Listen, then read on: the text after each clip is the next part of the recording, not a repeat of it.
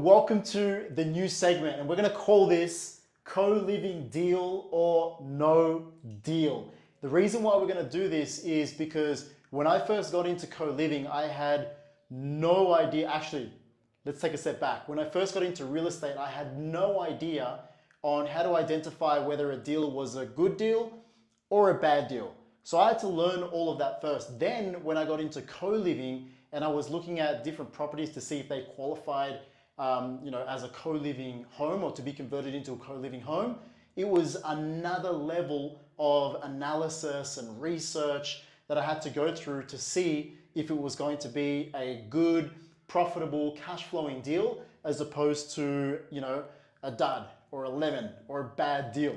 So on this segment, I'm going to go through all of the different variables. I'm going to go through all of the different things that I go through, all the different types of research to identify whether the deal is a co-living deal or a no deal. So the reason why we're going to do this is because we want to know that if it's our own money that we're putting into this deal, we want to know that there's going to be a return. It's a safe return. It's going to be a stable return. And if we're raising money, we want to be confident that this investment that we're going to be presenting to someone else, whether it's a private money lender, a partner, or even potentially a bank who may be lending us the money, we want to show them with so much research, so much analysis, and so much confidence that this deal is going to be a home run deal. How are we going to do it? So these are some of the things that we're going to be going through in this video and all the other videos. We're going to be going through the location, why the location is a great location for this co-living property. We're going to go through the demand and comps. Incredibly important, guys. Like, the numbers could look really good on the spreadsheet, but in reality, when you actually go and you've purchased the property, you've done all the renovation, and you can't rent out the room, then all the numbers are not going to matter. It doesn't matter how good of a return it's going to be. So we're going to look at the demand for rent by room in the area. I'm going to show you how to analyze that. We're going to look at the rental comps to see what other rentals are renting at in the area, what studio apartments, what a one-bedroom apartment, what a two-bedroom apartment, and even comps for the value of the property that we're buying as well. We're going to look at the parking. We want to make sure there's enough parking. The actual floor plan to see where the additional rooms are going to go if you're adding the additional rooms. What do the financials look like in terms of purchasing the property? What do the numbers look like in terms of how much money that you need up front, the outlay? And then finally, we're going to look at the returns to make sure that if we're putting in X amount of dollars, what do the returns look like on this specific strategy, which is co-living. So let's get straight into the first analysis. All right, guys, so now you've got me in this view. I'm in this little bubble wherever I am on the screen that you're seeing me right now. So I'm going to go through step by step on what makes this deal, a home run co-living deal or a no deal. Okay, so this deal right here, actually, I'm going to tell you right now, it's a home run deal. Okay, and I'm going to go through why it's a home run deal and why we personally have decided to move forward on this property ourselves and add it into our portfolio. Okay, so this is in Baytown, Houston. Okay, so it's about 29 miles east of Houston. It's a standard single family home. There's nothing special about it. It's not a mansion or anything like that. It doesn't come with 9 or 10 bathrooms already. It's kind of like your ugly duckling. Like, it actually sat on the market for a while, over 80 days. And you'll see in more detail, but we've actually negotiated to purchase this property creatively without going through the bank, without using our own credit. It's essentially a property that we can buy creatively using, without going through the standard application process of getting a mortgage and then going through the process of converting it into a co-living home. Okay, so let's go through it. Okay, so this is the actual property. If I look it up on Zillow, you can see here what the property looks like. It's sat on market for a long time, for around 85 days. Well, that's actually live. It's been on there for 85 days now. So, not many people, actually, let's see how many people have actually viewed it. So it hasn't had too many views, hasn't had too many saves. So it's telling me that, for the standard family that's looking to buy a property in Baytown, they're overlooking this property and there's no investors looking at this property as well. Okay. It's kind of like the ugly duckling where, it's a little ugly duck. No one's looking at it, but with the right strategy, you can actually turn it into, the nice white swan, just like in the fairy tale or in that story. Okay, so let's go back here.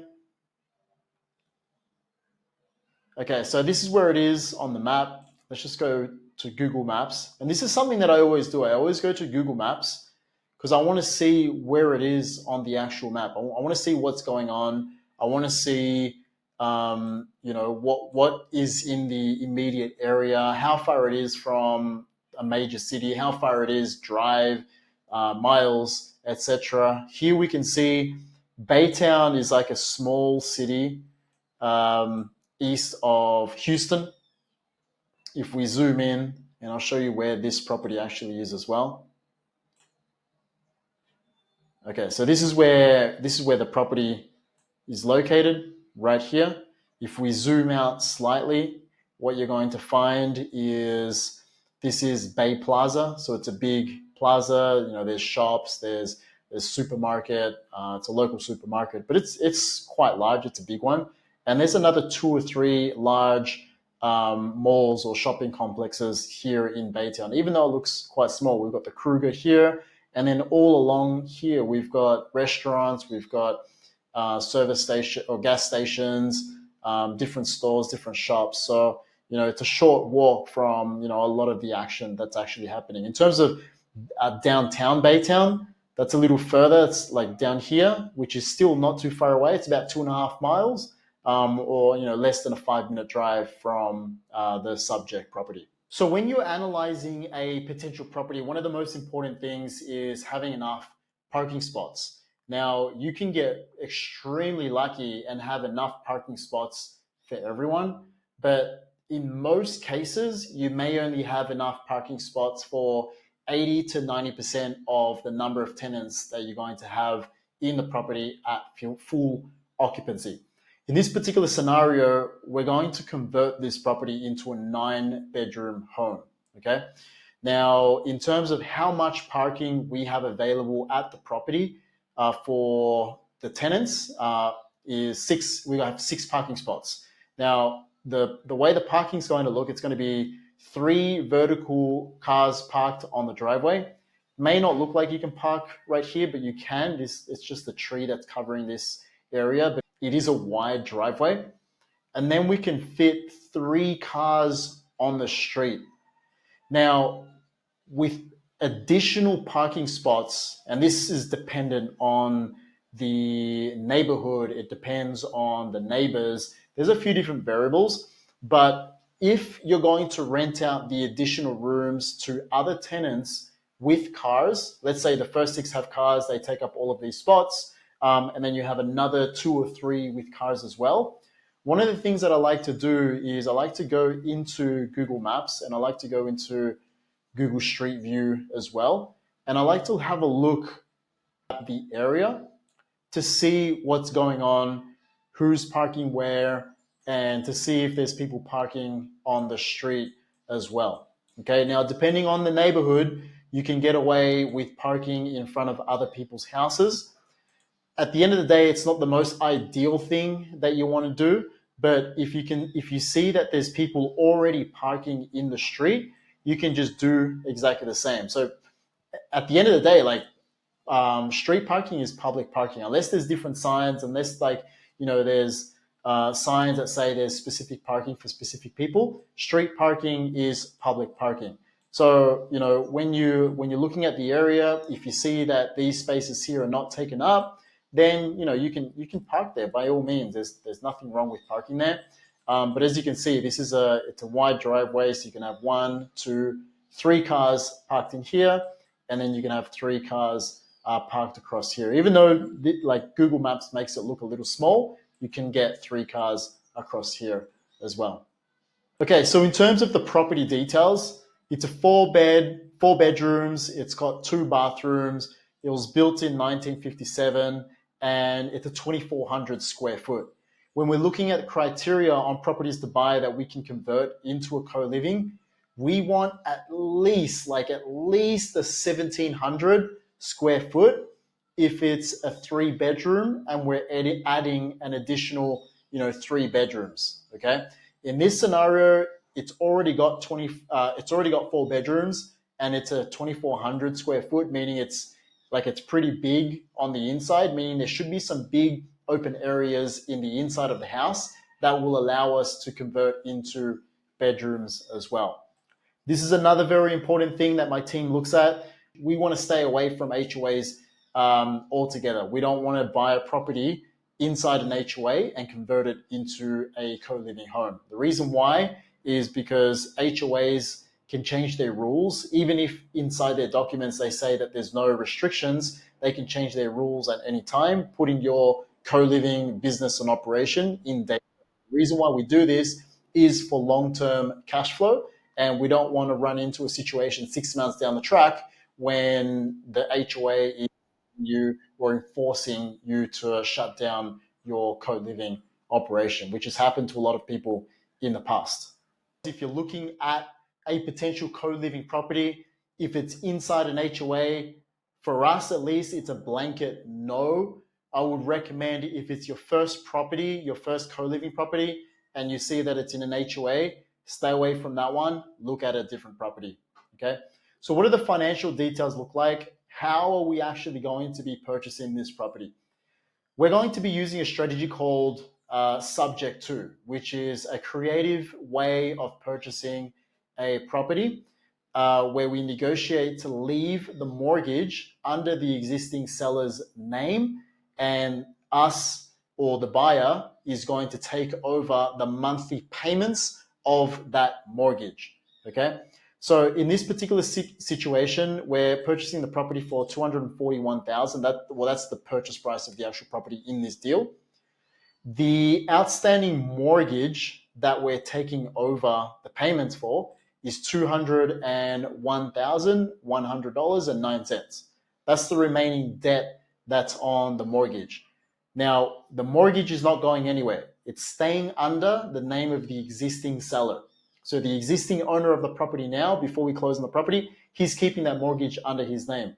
As the buyers, we're going to be taking over the monthly payments of that particular mortgage. Okay. The title of the property on close date is also being transferred to us. Okay. So just to summarize that, the mortgage is staying under the name of the seller. The deed or the title is being transferred to us or to the buyer, and the buyer is also taking over the monthly mortgage payments, and the seller is basically walking away from that property. They're not going to be responsible for making those monthly payments anymore. That's going to be transferred to us. Okay. The interest rate on this one, it's an okay interest rate. It's 5.625. Look, at the end of the day, you may look at this interest rate and say, oh, that's a little high for doing the subject to. But we look at the entire deal. We look at it in its entirety. So we look at the numbers as a whole, and we look to see if all of the numbers actually make sense. There isn't like one number that's going to kill the deal for us completely, unless the monthly mortgage payment is so high that it's eating up into the majority of our monthly cash flow. Okay. So the PITI, which is the principal, the interest, the taxes and insurance, which is the monthly mortgage payment, is $2,203.61. That's split between this amount here. So $1,186 is your principal and interest, and your taxes and insurance are $1,016 and a few cents here and there. Okay.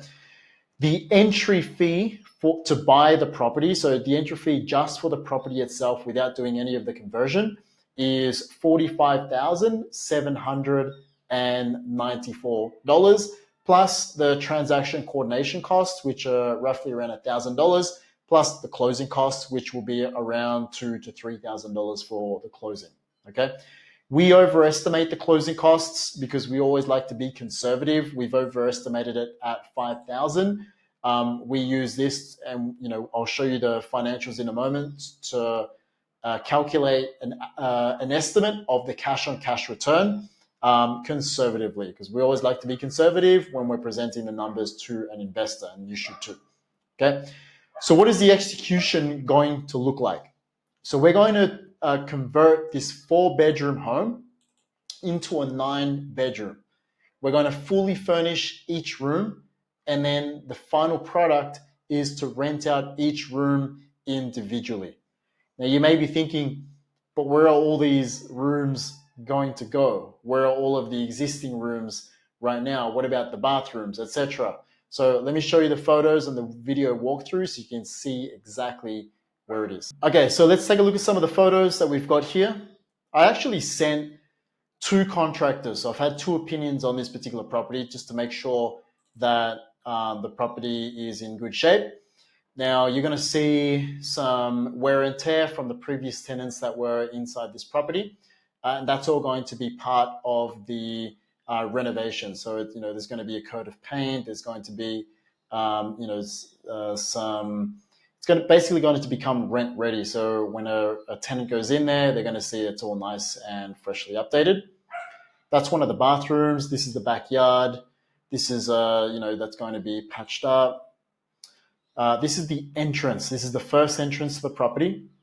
Now this is a living room where you've got the fireplace. What we're going to be doing is we're going to be putting a wall across here. Okay, so we're going to be putting a wall across here. Now, in order for the room to be compliant, the room must have a window to the outside, just in case if there's like a fire or anything like that, the person can safely escape from the room. This already has 2 windows on this side of the property. This is one of the bedrooms. The existing bedrooms, they're carpeted. They're going to stay carpeted. We don't see any reason why we should remove the carpet for now anyway. If we need to do an upgrade in the future, we can.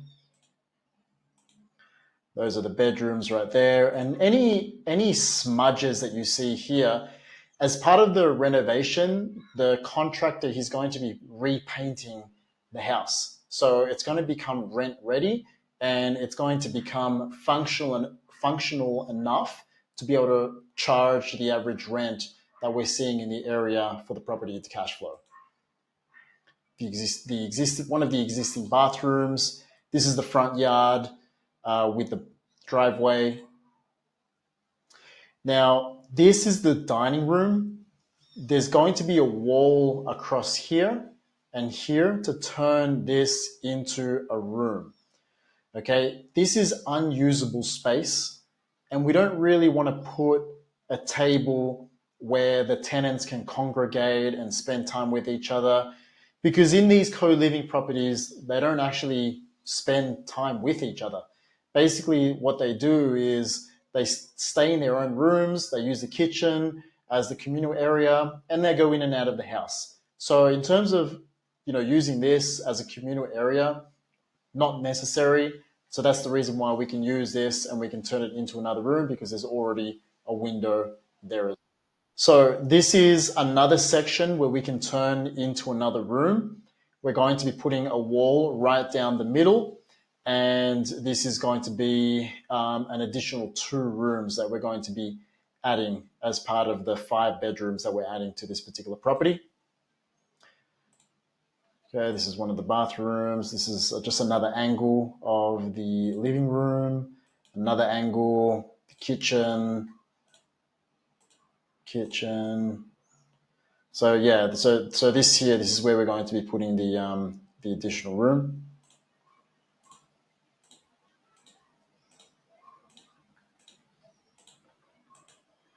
And things like this is all going to be fixed up. It's all going to be made pretty again. So when the tenants are going to use it, it's going to be nice, clean, and pretty for them to use.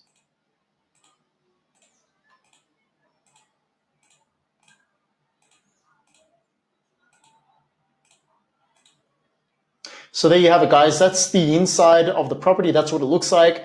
Again, the difference between buying a property to become a short-term rental like an Airbnb, you want the property to be nice on the eye. You want it to be Instagrammable. You want there to be spaces where you can take photos, because that's what people do. Like, even when I stay in an Airbnb, I'm always looking at, hey, I want the nicest Airbnb that I can afford in the area. And I want there to be opportunities to take photos, whether it's on the inside or the outside. With these particular properties, it's all about functionality. So it's all about the tenants being comfortable, having access to their rooms, privacy, and access into the communal areas like the kitchen. So they're not too fussed about what the property looks like. Of course, they want a clean environment, but they're not looking for something that they can, take selfies and post on their social media. They want functionality. They want the house to work, and for them, they want it to be have privacy as well. All right, so what is the floor plan going to look like? The floor plan is probably the most important thing outside of the parking spots and the financials, because if you can't fit the additional rooms, if it's not like, if the floor plan is not going to work, it's not going to make sense. Okay, so this is currently a 4-bedroom house. This is the layout right now. So this is the layout. This is what I drew. This is what the contractor drew. But this is where the existing rooms are at right now. Okay. So this section here, this section of the property is where you've got the 4 bedrooms currently at. So you've got 1 bedroom, 2 bedroom, 3 bedroom, and 4 bedroom.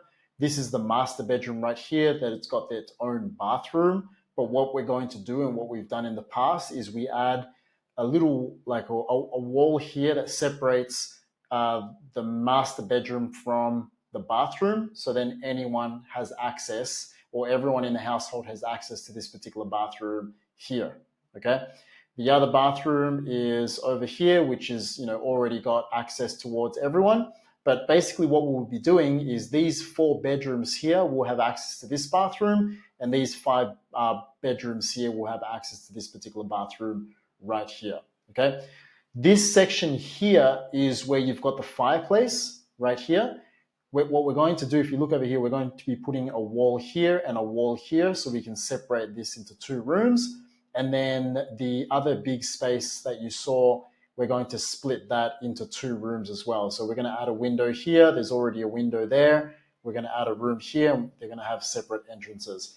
This is the dining room right here, right next to the kitchen. We're going to add a wall here as well. We're going to turn this into room number 5. And then you've got your 4 bedrooms here. So you've got your 4 bedrooms, existing bedrooms here. So 4, 5, 6, 7, 8, and then 9, which is the dining room. Everyone's going to have access to the kitchen. They'll have access to the bathroom that's here. They'll have access to the bathroom that's here. They can access the deck, the laundry, etc. So that's basically what the floor plan is going to look like. Every room has a window in order to remain compliant as well.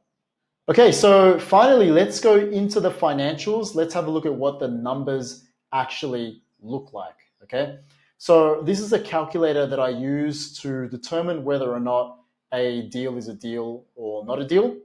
So I want to put in here how many bedrooms after renovations. There's going to be 9.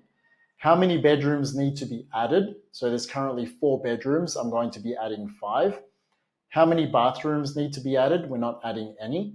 What's the total monthly payment on this property? It's $2,203.61. What's the cost to add 1 bedroom? We get these costs either from sending out a contractor who's going to be doing the work, which we did, or estimate the cost based on properties that we've got in the specific city and based on costs that we've used with other contractors. In this scenario, we've had a contractor go out there. He's quoted $9,000 for for each bedroom to be added, and that's everything. That's electrics. That's adding air vents, fans. That's everything. In order for someone to move into the bedroom. The cost to add a bathroom, it's estimated cost of $12,500, but we're not adding a bathroom, so we don't need to worry about that. Additional rehab is the project management that we're doing. That's the cost of us managing the project. And how much are we charging per room? Okay, this number is incredibly important. It's $650 is the average cost that we can charge per room. And how do we get to that particular number? So I'm going to go through that right now. So there's a few different ways that you can do your rental comps, okay? This is really important. Like you need to get the hang of running rental comps, because if you don't know or understand how to check the price and demand of a room rental in a specific area, all like it's a your numbers or your deal is going to be based on a fantasy. Okay, so we want to be 100% sure that what we're charging per room is a competitive amount, and it's going to drive demand to rent the property. Now, we could always rent it a little bit more if it's a room with more amenities, or it's got its own bedroom, it's got its own bathroom, etc. But we just want to, we want to do it based on an average, and if we can rent it out for more, it's going to be a bonus. Okay, so the first website that we're going to use is called PadSplit, padsplit.com. In padsplit.com, you can just put in the town or the city that you're looking to buy the property in. In this case, I just put in Baytown. I found one rental comp at around $155 a week. I simply multiply this by 52 weeks, and then I divide it by 12 to give me an average cost per month per room. Okay, this is telling me that there's 2 rooms left.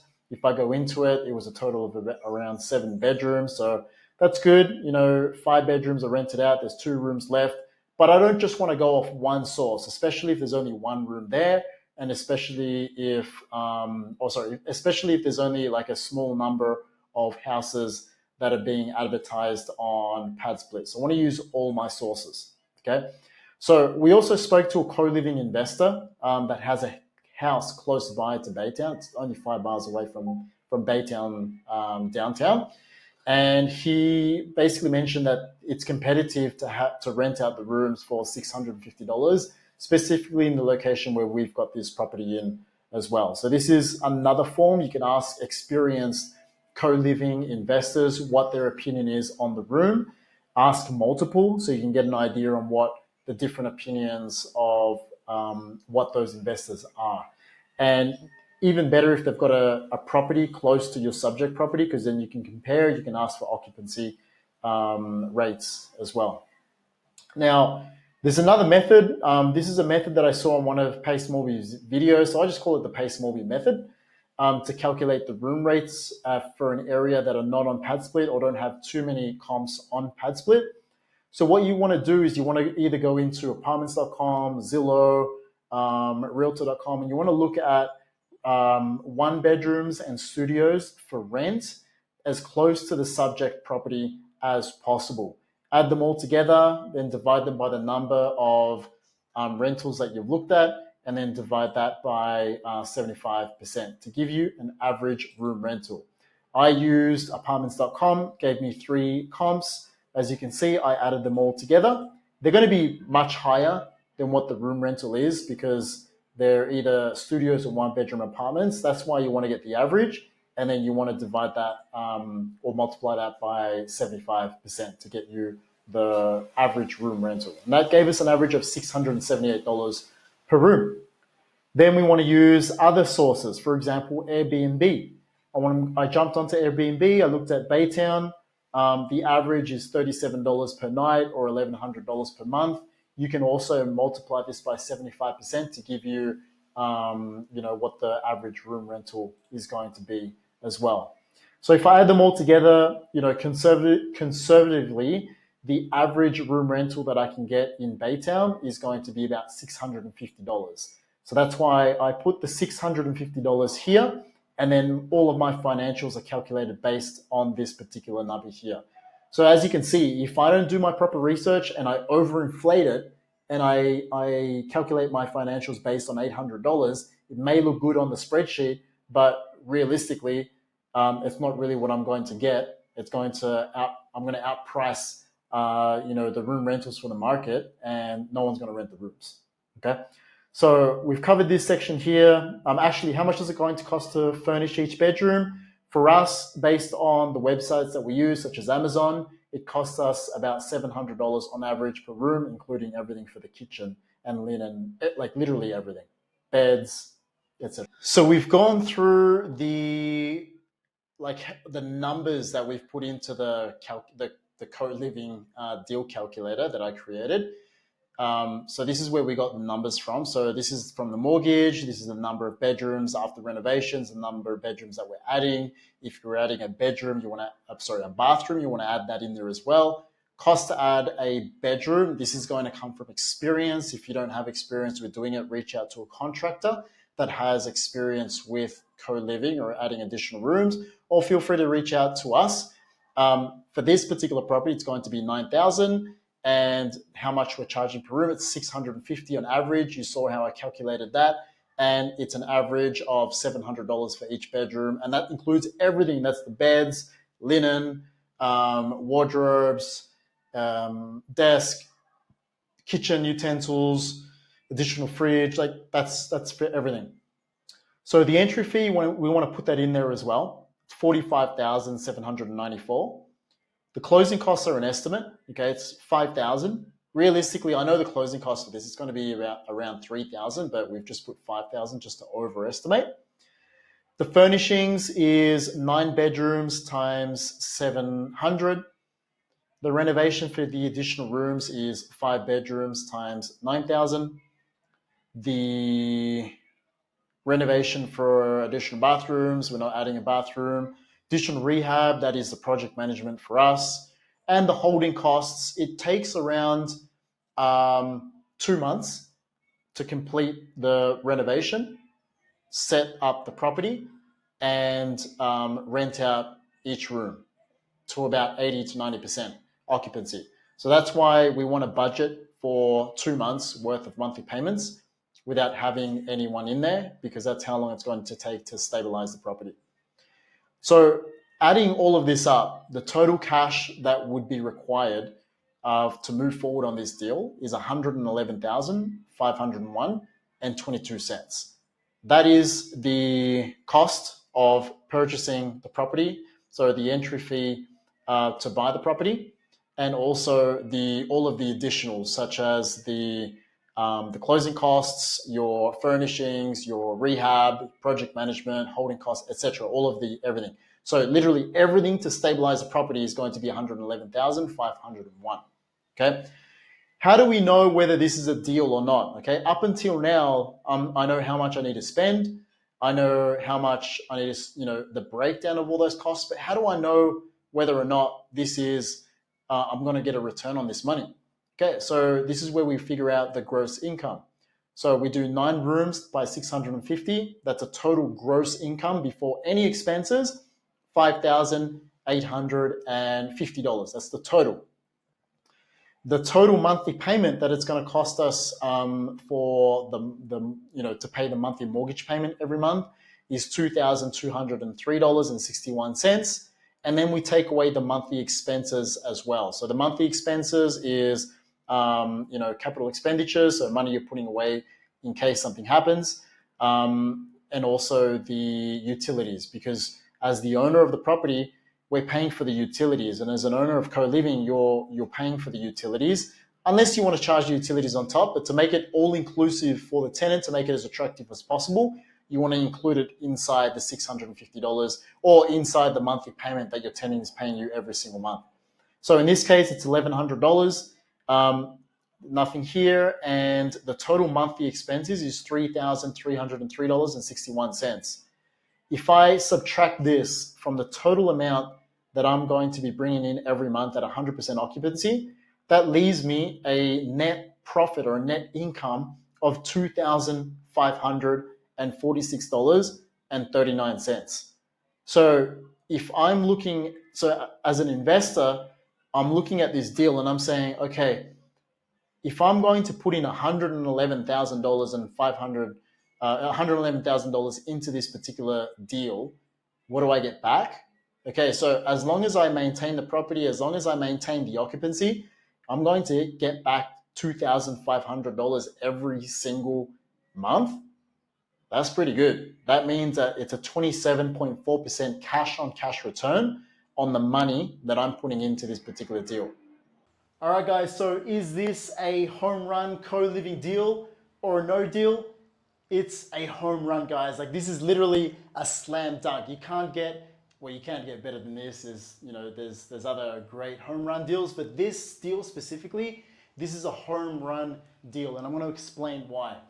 So the first thing is this is the total amount of cash invested, to as a down payment or the entry fee for the property, plus the renovation, plus the furnishings, plus everything else that you need to stabilize the property. This is the total amount of out of pocket that you need to be able to invest in this particular deal.